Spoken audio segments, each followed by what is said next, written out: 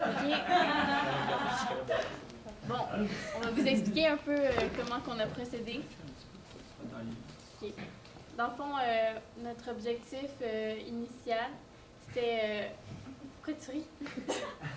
OK. Notre objectif initial, c'était de prendre la danse-théâtre, puis la mixer au théâtre du quotidien. Dans le fond, on voulait voir des actions banales de la vie, si on pouvait les transformer en danse-théâtre, dans le fond. Puis, on voulait aussi insérer la biomécanique de Meyer Hall pour la précision des mouvements. Dans le fond, comment on s'y est pris, c'est qu'on voulait répéter des actions de base jusqu'à ce que ce soit assez précis pour être chorégraphié et de voir si tout ça ensemble, avec les codes, ça finissait par amener une espèce de danse dans le projet. Comment on a fonctionné, c'est qu'on est allé par essai-erreur, on a fait de l'exploration, on a sorti des interactions seules et en duo d'actions assez quotidiennes qu'on a répétées, puis qu'on a essayé de rendre le plus neutre possible jusqu'à ce qu'on soit satisfait, puis on les mettait en relation ensemble. On a fini par en sélectionner quelques-uns, deux plus particulièrement, que vous allez voir qui sont dans le projet. Donc, c'est une séquence longue qui contient deux petites séquences qu'on a travaillées ensemble en travaillant les transitions. Oui, puis aussi, dans le fond, comme nos inspirations, c'était vraiment Peanut Butch, avec le café Muller. Puis on voulait vraiment se concentrer sur la répétition qui donnait au final. Ben nous, on pensait que c'était ça qui donnait la danse-théâtre là-dedans, mais dans le fond, on s'est rendu compte que non. Puis finalement, ça l'a évolué, là. On n'est pas resté là-dedans. On s'est rendu compte que même si on faisait des mouvements... Une expérimentation. C'est pas grave. On s'est rendu compte qu'on n'était pas capable de ne pas induire d'intention ou d'objectif à ces personnages-là. Ce qui nous a aussi fait entrer en scène un troisième personnage qui, lui, vient modifier la relation entre les personnages qui sont là à la base. On s'est inspiré de Café Muller pour faire ça. Et c'est à partir de ce moment-là que notre projet a comme plus gagné en théâtralité en tant que tel, parce qu'avant ça, on avait de la misère justement avec ça. Le résultat, c'est que en tout cas, selon nous, on s'est vraiment éloigné de la danse-théâtre. On n'a pas atteint l'objectif de mettre la danse-théâtre là-dedans. Je pense qu'on s'en est tenu à du théâtre en voulant faire de la danse. Ouais. Fait que c'est ça. Fait que je vais vous laisser apprécier ce qu'on a fait. C'est ça.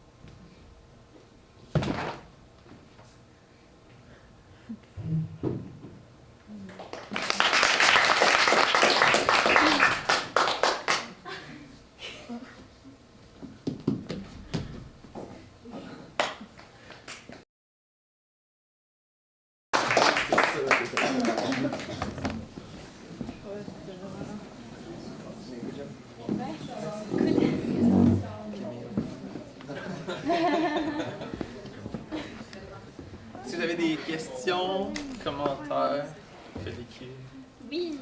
Pourquoi vous dites que c'est pas de la danse-théâtre? C'est de la danse théâtre pour toi? Ben, C'est parce qu'en fait... Bah, c'est du... Bah non, mais vas-y, explique si pour toi c'est de la danse théâtre déjà. Mais non, c'est Annick la question. Non? Ah oui. On avait pas l'impression que c'était de la danse parce que on n'avait pas l'impression de suivre un code, d'avoir nécessairement juste... En fait, je pense qu'on n'a juste pas trouvé la danse-théâtre, en fait. On s'est pas dit, ça, c'est la danse-théâtre, parce qu'on ne l'a pas compris au travers de notre expérimentation, je pense. C'est plus ça que de dire, ce n'est pas de la danse-théâtre. Ben nous, on n'a pas trouvé la danse-théâtre là-dedans, plutôt. J'ai peut-être mal exprimé. Je ne sais pas s'il y a une différence pour toi. ben non. Ben, pour moi, ça pouvait être ça. Il y avait pas... C'était dans le sens que c'était chorégraphié, vous aviez des actions précises, on voyait des duos, des trios. Il y avait beaucoup de manipulation d'objets qui appartient plus au théâtre. Mais à partir de là, il y avait quand même de la poésie qui appartient au monde du geste. Pour moi, c'était pas... ben, je sais pas en même temps, je comprends pas encore non plus c'est quoi de la danse théâtre. Fait que mais dans ce que je vois de ce qu'on nomme de la danse théâtre à l'extérieur d'ici, ouais. C'est fou parce qu'en allant m'asseoir puis en regardant, je me suis dit, je suis plus sûre que ce que j'ai dit, j'y crois finalement. Je me doutais que ça allait être la première question qui allait venir, là, mais une fois assis, je sais pas, avec l'éclairage, puis juste eux qui bougent sans devoir penser, bon, qu'est-ce qu'on fait pour la prochaine? Je sais pas, là, je l'ai plus vu là, là-dedans. Puis en plus, comme je sais pas vous c'est quoi avez votre avis en la faisant. comme référence Catherine Miller, tu sais, dans le sens que c'est ça aussi, là, c'est juste que c'est des déplacements, c'est la danse va arriver parce qu'ils dansent vraiment, ils font des danses. Mais sinon, dans la manipulation d'objets, tout ça, vous avez utilisé la vitesse, vous avez utilisé les différents niveaux, vous avez déplacé dans l'espace, puis on pouvait même attacher des symboles aux objets, on pouvait se construire une histoire. Pour moi, ben je sais pas en même temps, je suis pas... Je pense qu'on ne l'est pas plus. Ouais, Mais c'est... Oh, pardon. Vas-y. Excuse-moi, vas-y. Je me demande, les deux gestes, c'était quotidien, c'était déplacer une chaise et faire la vaisselle. Ouais. Commentaire, moi je me serais concentré sur un des deux et non les deux, parce que j'avais l'impression qu'il y en a un qui était plus peaufiné, plus chorégraphié. Tu sais, la vaisselle, il y avait quelque chose qui aurait pu se passer, exemple, c'est comme.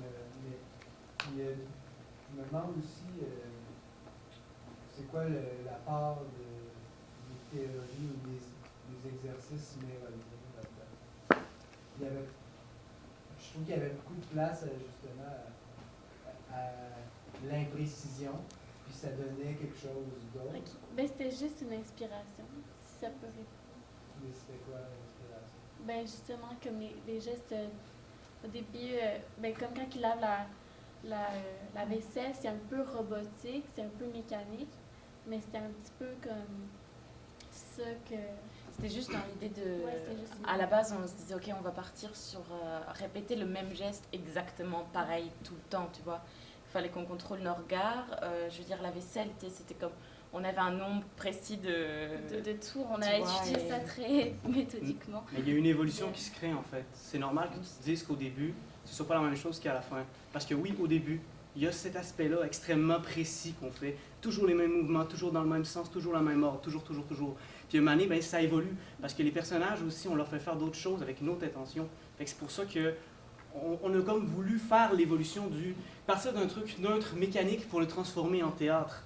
Dans nos On a expérimentations, rajouté Mais des... ça reste qu'il y avait quelque chose de plus tangible dans la première Ça se peut. partie. Ouais.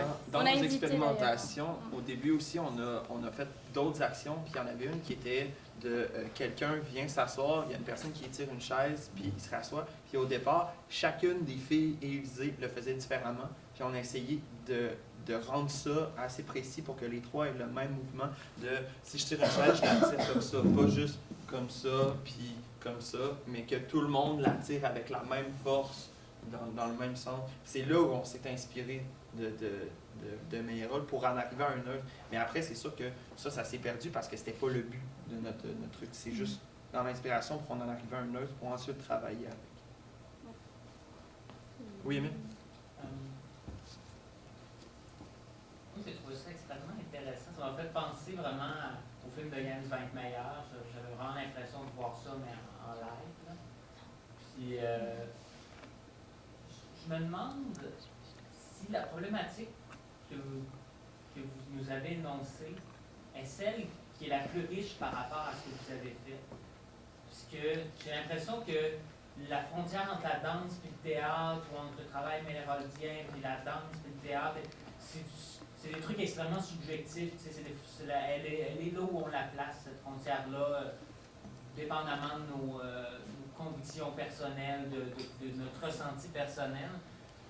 Mais j'ai trouvé votre travail extrêmement riche d'abord dans sa neutralité, dans la neutralité versus la création d'une dynamique, dans la neutralité aussi versus la suggestion d'une émotion. Il y avait des bouts où vraiment, malgré le fait que vos actions étaient complètement absurdes, que des fois j'étais comme, mais pourquoi ils ont replacé une assiette là, puis ils s'en aperçoivent même pas, ils sont vraiment dans leur gestion robotique, puis tout ça, puis genre, c'est neutre, mais c'est drôle au bout, par bout, puis on en arrive à être captivé quand même par qu'est-ce qui va s'en venir après, puis dans leur enchaînement, qu'est-ce qui va arriver après, puis je ne sais pas, je me pose la question à savoir si votre problématique de la danse ou de quel type d'objet on a vu est si importante que ça. Je ne me suis pas posé la question, moi, de quel type d'objet je voyais, puis je voyais plus des dynamiques internes de « Ah, qu'est-ce que... » Ouais, on a essayé aussi de codifier quelques affaires, comme par exemple le deuxième exercice, on a essayé comme de poser des points de repère, puis on s'est servi d'objets. ça n'avait pas de sens, tant de sens, ok, c'est une cafetière, mettons, mais plus comme code. Ouais, on s'est dit, en fait, au départ, on voulait vraiment que ça soit neutre et on voulait pas vous induire d'interprétation. Et puis au final, Claudia est venue dans notre, dans notre équipe et puis on a travaillé ça et puis on s'est rendu à la conclusion que c'était quand même que malgré nous, on donnerait des indications au public. Et on s'était pas vraiment posé du point de vue du public jusqu'alors et du coup, on s'est dit, bah oui, de toute façon, on va amener des interprétations pour vous. Du coup, autant un peu jouer là-dessus, mais quand même conserver le côté neutre, le côté assez précis. Donc, parfois, bah oui, il y a des conflits parce que Mathilde, elle va vite et Élisée, il va lentement en lavant l'assiette. Mathilde, elle veut aller dans une direction et moi dans l'inverse, tu vois. Ça, je sais pas si vous êtes raconté des histoires ou quoi, mais bon, voilà, c'est ce qu'on a voulu faire à la fin. Oui, François. Avec la neutralité qu'on aborde depuis tantôt, il y a une espèce de contradiction que c'est peut-être juste moi qui l'ai vu et je l'accepte fort bien, mais j'ai besoin d'expliquer sur le personnage Élisée qui est d'un robotique extrême. Et de l'autre côté, on a des émotions qui, je ne sais pas si vous voulez, mais on vous entendait soupirer. Il y avait des roulements d'yeux, il y avait une espèce de côté de Chapnel un peu plus fort face au côté Élisée qui était vraiment je marche par là, j'arrête, je te présente, tu t'assois, je m'en vais. Il n'y avait aucune. Lui, il était vraiment placide, pas placide, mais sans émotion. Il te place ta chaise, puis il n'y a même pas de stress, tandis que vous deux, on s'entend, on en sentait un, il y avait une émotion. Est-ce qu'il y en a un des deux qui était celui d'objectif ou c'était voulu? On est entré dans le fait que son personnage à lui amenait des choses et les deux autres accusaient les choses qui arrivaient. Donc c'est pour ça que lui est beaucoup plus robotique parce que il les amène pas à cause d'une réaction. En fait, il n'y a pas besoin d'avoir de réaction à amener ces choses-là parce qu'il ne fait que les amener. Alors que les autres devaient accuser les changements dans les codes parce que au départ, on était avec Mathilde puis Juliette qui faisaient des actions selon un certain code avec une intention qui ne changeait jamais, alors que lui arrivait pour les changer. Puis, au moment où on faisait sans accuser le changement, ça marchait pas. Il se passait rien, en fait. Il n'y avait pas de théâtralité parce que c'était juste, on passe d'un mouvement à un autre. Dès qu'on a commencé à accuser ça, c'est là que ça a changé. C'est pour ça qu'il y a deux personnages qui ont plus de réactions que les deux autres. Puis, ça, comment dire, c'est plus dans le commentaire, mais ce switch-là peut être intéressant quand on change justement la dynamique. Là, c'est les deux filles qui apportent et lui qui accuse. Parce que, du moins, ça, je ne l'ai pas vu. Je trouvais qu'il continue à être très, faut que je place, faut que je place, faut que je place. Ouais, mais il subit, tu vois, quand même. Il n'y avait pas d'émotion. Ouais, c'est vrai. Oui. Ben, à la fin, tu l'as peut-être pas remarqué, je ne sais pas si je l'ai bien démontré, mais à la fin, il y a un changement de rôle qui s'opère. Quand eux décident de lâcher la chaise, puis moi, mon objectif est toujours que les choses se placent. Et donc, je me sens obligé de prendre tous les objets qui restent sur scène et de les mettre en dessous de la chaise, parce que pour moi, c'est impossible qu'il n'y ait rien en dessous de la chaise. Et donc, après ça, je suis les objectifs. Puis après ça, je ne sais pas si tu le vois, mais mon personnage, moi-même, je suis dans un autre état. Je ne suis plus en contrôle. Donc, à ce moment-là, moi, j'ai un tout autre état. Je suis en recherche, je suis perdu. C'est pour ça que je reviens sur scène, puis que je suis pas dans mon environnement, je suis plus à ma place. Oui, Gabriel? Oui, dans le même sens que ce que tu dis. On a remarqué le changement, en tout cas, on a plusieurs à l'avoir remarqué, je crois bien, mais je crois que ça aurait été intéressant qu'il y ait vraiment quelque chose qui le souligne, même si on dit que c'est un personnage purement rationnel, pas d'émotion, ça fait genre, ça marche pas dans ma tête. Ça marche pas. Tu sais, qu'il y a un moment qui le souligne vraiment. Là, on l'a fait de lien, ça avait été laissé un peu à la déduction. Ça s'est passé vite aussi. Ouais, on aurait peut-être dû accuser plus ce moment-là, effectivement. Il y a plein de choses qu'on a. C'est parce qu'on avait 10 minutes aussi, donc c'est vrai que... Mais merci des non, commentaires. mais ouais, merci pour Il y a une question. Ça a du temps, pour la question de En fait, avez-vous pensé, parce que tantôt tu parlais dans ce théâtre, il y a eu vraiment une musicalité à ce que vous avez fait, puis vous l'avez un petit peu abordé, puis souvent, je trouvais que c'est cette musicalité-là qui créait même un peu l'émotion entre les personnages, quand il y a une accélération, ou il y en a un qui accélère la vaisselle, l'autre qui ralentit. Puis ça aurait pu être... Est-ce que vous étiez conscient de l'impact de la musicalité? Oui, en fait, je veux dire que c'est pour ça qu'il n'y avait pas de musique. C'est ça. C'est pour ça qu'on n'a pas mis de musique.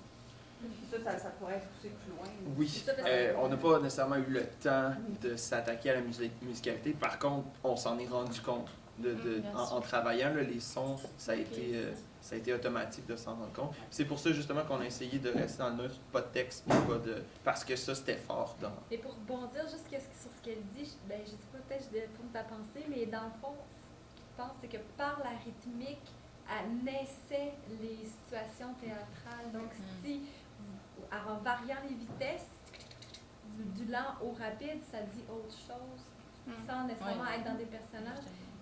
C'est ça la musicalité, puis c'est là que la danse apparaît aussi. C'est pour ça que je me disais, il y en avait de la danse pour moi dans ce que je voyais par rapport au rythmique, à la vitesse que vous aviez choisi, les changements de niveau, ça amène la danse. On va conclure là-dessus, puis passer à la prochaine équipe. Merci.